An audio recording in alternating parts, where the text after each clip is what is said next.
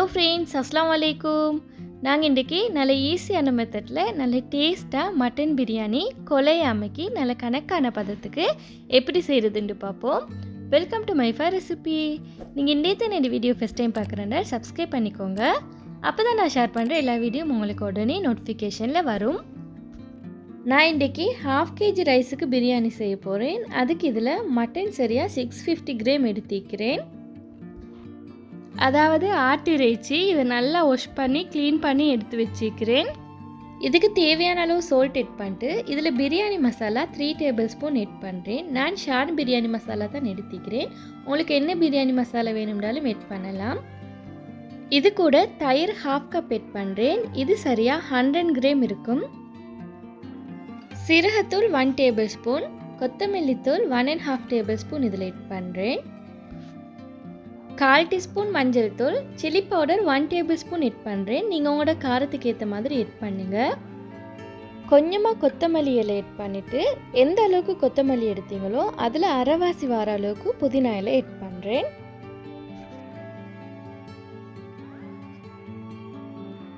இப்போ இதை நல்லா மிக்ஸ் பண்ணி ஒரு ஓரமாக வச்சுட்டு அடுத்தது ப்ரெஷர் குக்கரில் ஆயில் எட் பண்ணுறேன். ஸ்டவ்வை மீடியம் ஃப்ளேமில் வச்சுட்டு இதில் 1/2 கப்பும் 3 டேபிள் ஸ்பூன் ஆயிலும் எட் பண்ணுறேன். இது கூட கீ 4 டேபிள் ஸ்பூன் எட் பண்ணுறேன். உங்களுக்கு கீக்கு பதிலாக பட்டர் எட் பண்ணுவோம். மேலும் அப்படி இல்லாட்டி ஆயிலே 4 டேபிள் ஸ்பூன் எட் பண்ணினாலும் ஓகே. ஆயில் நல்லா ஹீட் ஆனதுக்கப்புறமா நான் இதில் ஒனியன் எட் பண்ணுறேன். 500 கிராம் ஒனியனை நல்லா ஸ்லைஸாக கட் பண்ணி வச்சுக்கிறேன். இதில் சரியாக 250 கிராம் ஒனியனை மட்டும் எட் பண்ணிட்டு இது நல்லா ப்ரௌன் கலர் வரதுக்கு ஃப்ரை பண்ணி எடுக்கிறேன். ஃபஸ்ட்டுக்கு ஒனியன் குயிக்காக வதங்கிறதுக்காக நான் இதில் கொஞ்சமாக சால்ட் எட் பண்ணுறேன். 1 செகண்டுக்கு ஒருக்க மாதிரி ஒனியனை நல்லா பிரட்டி விட்டு நல்லா ப்ரௌன் கலர் வரதுக்கு நல்லா ஃப்ரை பண்ணிடுங்க. பாருங்கள் ஃப்ரெண்ட்ஸ், இந்த மாதிரி நல்லா ப்ரௌன் கலர் வந்ததுக்கப்புறமா இதை அப்படியே நான் வேறு ஒரு பிளேட்டுக்கு மாற்றிக்கிறேன்.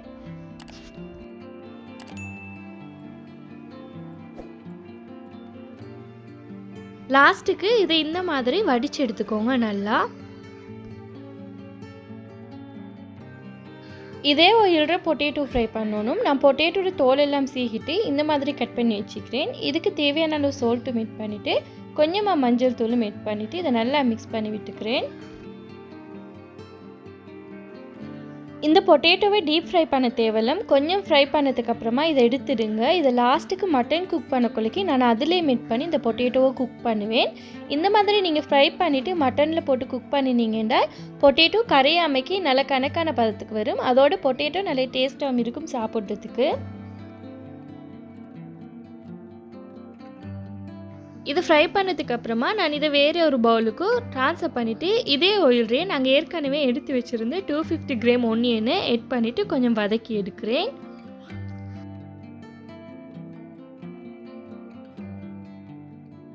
ஒனியன் கொஞ்சம் வதங்க கொள்ளைக்கு இதில் கருவேப்பட்டையும் ஏலக்காவும் பேலீஃபும் எட் பண்ணுறேன். ஒனியன் கொஞ்சம் லைட்டாக ப்ரௌன் கலர் வர கொள்ளைக்கு நான் இதில் 2 tablespoon ginger garlic paste add பண்ணுறேன். ஜிஞ்சர் கார்லிக் பேஸ்ட்டு பச்சை வாசனை போனதுக்கப்புறமா நான் இதில் க்ரீன் சில்லி ஃபுல்லாகவே எட் பண்ணுறேன். கட் பண்ணாமைக்கு சரியாக 6 எடுத்துக்கிறேன். நீங்கள் உங்களோட காரத்துக்கு ஏற்ற மாதிரி எட் பண்ணுங்கள். இது கூட டொமேட்டோ 250 கிராம் எட் பண்ணிட்டு இதையும் கொஞ்சம் நல்லா வதக்கி விட்டுக்கிறேன்.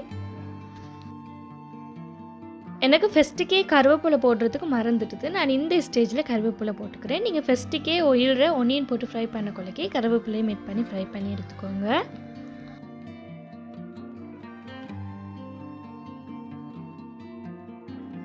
டொமேட்டோ கொஞ்சம் நல்லா கரைஞ்சி வதங்கி வந்துக்குது. இந்த ஸ்டேஜில் நான் ஏற்கனவே மசாலா மிக்ஸ் பண்ணி வச்சுருந்தேன். இந்த மட்டனை இதில் எட் பண்ணுறேன். ஒரு 2 மினிட்ஸ்க்கு இந்த மட்டனை கொஞ்சம் ஆயிலில் ஃப்ரை ஆகிறதுக்கு மாதிரி கொஞ்சம் நல்லா வதக்கி விடுங்க. இந்த மசாலாவெல்லாம் கொஞ்சம் லைட்டாக ஆயிலில் ஃப்ரை ஆகி வரட்டும்.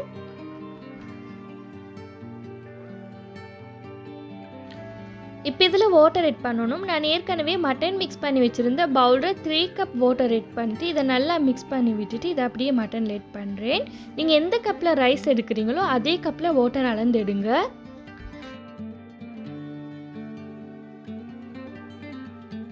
இது இந்த மாதிரி நல்லா மிக்ஸ் பண்ணி விட்டுட்டு நான் ஃப்ரை பண்ணி வச்சுருந்த பொட்டேட்டோவை இதுக்கு மேலே இந்த மாதிரி ஹீட் பண்ணுறேன். இதை கீழே காக்கிடாதீங்க, இது இந்த மாதிரி கொஞ்சம் மேலே காகி இருக்கட்டும். அப்போ தான் பொட்டேட்டோ கணக்கான ஸ்டேஜுக்கு வெந்து வருகும். இப்போ ப்ரெஷர் குக்கரை லிட்டால் கவர் பண்ணிவிட்டு ஒரு 30 மினிட்ஸ்க்கு சரியாக வேக வச்சு எடுக்கலாம். இப்போ மட்டன் அங்கால குக் ஆகக்குள்ளக்கே நான் ரைஸை ஊற வச்சு எடுத்துக்கிறேன். ரைஸ் ஊற வைக்கிறதுக்கு சரியாக மெஷரிங் கப்ட அளவுக்கு 2.4 கப் எடுத்துக்கிறேன். இதே நீங்கள் ரைஸ் குக்கர் கப்ட அளவுக்கு எடுக்கிறேன்டால் இந்த கப்பில் சரியாக 3.5 கப் வரதுக்கு எடுத்துக்கோங்க. இது சரியாக 500 கிராம் ரைஸ். இந்த ரைஸுக்கு நான் வாட்டர் ஆட் பண்ணிட்டு இதை ஃபஸ்ட்டுக்கு நல்லா வாஷ் பண்ணி எடுத்துகிட்டு அடுத்தது மறுபடியும் இதில் வாட்டர் ஆட் பண்ணிட்டு இதை நல்லா ஊற வச்சு எடுத்துக்கிறேன். சரியாக 30 மினிட்ஸ்க்கு இதை ஊற வச்சுடுங்க.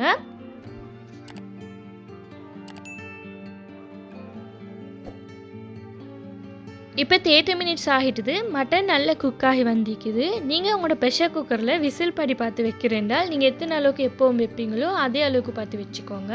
நான் எப்போவும் சரியாக 30 மினிட்ஸ்க்கு தான் வேக வச்செடுப்பேன்.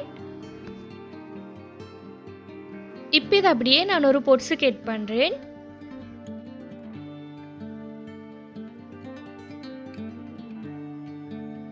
இப்போ நான் இதில் ஏற்கனவே ஊற வச்சுருந்த ரைஸை இதில் ஆட் பண்ணுறேன்.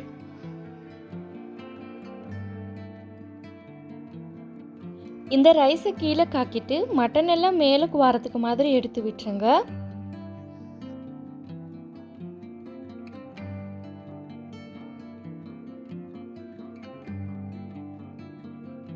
இப்போ நான் இதில் ரைஸ் எடுத்த கப்லேயே 2 கப் வாட்டர் ஆட் பண்ணுறேன். வாட்டர் ஆட் பண்ணதுக்கு அப்புறமா கையால் இந்த மாதிரி செக் பண்ணி பாருங்கள். ரைஸுக்கு மேலுக்கும் விரல்ற இந்த அளவுக்கு மாதிரி வாட்டர் இருக்கணும். இந்த ஸ்டேஜில் இதுக்கு சால்ட் போதுமாட்டி செக் பண்ணி பாருங்கள். சால்ட் போதாட்டி ஆட் பண்ணிக்கோங்க. ஸ்டவ்வை மீடியம் ஃப்ளேமில் வச்சுட்டு லிட்டால் கவர் பண்ணி வைக்கிறேன். இது நல்லா குக் ஆகி வரட்டும். சரியாக 15 மினிட்ஸ்க்கு அப்புறமா நான் ரைஸை இந்த மாதிரி கொஞ்சம் நல்லா மிக்ஸ் பண்ணி விட்டுட்டு லிட்டால் கவர் பண்ணி குக் பண்ணுறேன். இது நீங்கள் அடிக்குறுக்கா மிக்ஸ் பண்ணிகிட்டே இருக்காதீங்க. நீங்கள் அப்படி மிக்ஸ் பண்ணிட்டு இருந்தீங்கன்னா ரைஸ் எல்லாம் உடைஞ்சிடும். இப்போ மறுபடியும் ஒரு 5 மினிட்ஸ்க்கு அப்புறமா நான் இதை செக் பண்ணி பார்க்குறேன். கொஞ்சம் நல்லா தண்ணி வற்றி வந்திக்குது. இந்த ஸ்டேஜில் இதை அப்படியே புழுங்க மூடுறதுக்காக வேண்டி நான் ஒரு தவா ஒன்று யூஸ் பண்ணுறேன்.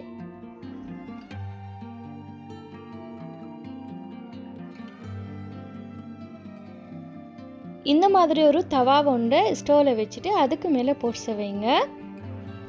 ஸ்டவ்வை ஹை ஃப்ளேமில் ஒரு 5 மினிட்ஸ் வச்சுட்டு அப்புறமா லோ ஃப்ளேமில் ஒரு 10 மினிட்ஸ்க்கு வச்சிடுங்க. இப்போ ரைஸ் முக்கால்வாசி நல்லா வெந்து வந்திக்குது ஃப்ரெண்ட்ஸ். இந்த ஸ்டேஜில் இதை நான் கொஞ்சம் நல்லா மிக்ஸ் பண்ணி விட்டுட்டு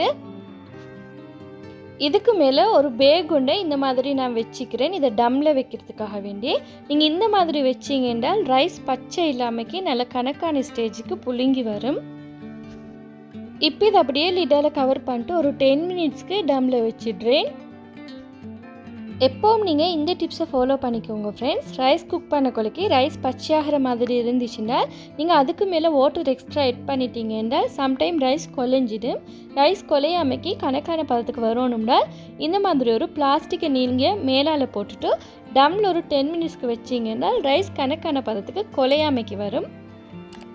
நான் எப்போவுமே மீட் ஒன்றுக்கு போட்டு பிரியாணி குக் பண்ண கொலைக்கு லாஸ்ட்டுக்கு இந்த மாதிரி தான் செய்வேன். இந்த மாதிரி செய்ய கொலைக்கு ரைஸ் கொலையாமைக்கு கணக்கான பதத்துக்கு வரும் எனக்கு பிரியாணி. இப்போ 10 மினிட்ஸ்க்கு அப்புறமா ஓப்பன் பண்ணி பார்க்குறேன். பாருங்கள் ஃப்ரெண்ட்ஸ், இது நல்ல கணக்கான பதத்துக்கு நல்ல பச்சை தன்மையெல்லாம் ரைஸில் பெய்த்து நல்ல சூப்பராக வந்திக்குது. இந்த ஸ்டேஜில் நான் ஏற்கனவே ஃப்ரை பண்ணி வச்சுருந்தேன் ஒன்னியனே மேட் பண்ணிட்டு நல்லா மிக்ஸ் பண்ணி விடுறேன். இவ்வளோதான் ஃப்ரெண்ட்ஸ், எங்களோட பிரியாணி நல்ல ஈஸியாகவும் நல்ல டேஸ்ட்டாகவும் ரெடி ஆகிட்டுது. நீங்கள் இதே மெத்தட்டுக்கு இதே டிப்ஸை ஃபாலோ பண்ணி நீங்கள் பிரியாணி செஞ்சீங்கன்னா பிரியாணி கொலையாமைக்கு நல்ல டேஸ்ட்டாக வரும். இந்த வீடியோ உங்களுக்கு பிடிச்சிருந்தேன்னா ப்ளீஸ் ஃப்ரெண்ட்ஸ் லைக் பண்ணுங்கள், ஷேர் பண்ணுங்கள், கமெண்ட் பண்ணுங்கள், மறக்காமல் சப்ஸ்கிரைப் பண்ணுங்கள். தேங்க்ஸ் ஃபார் வாட்சிங்.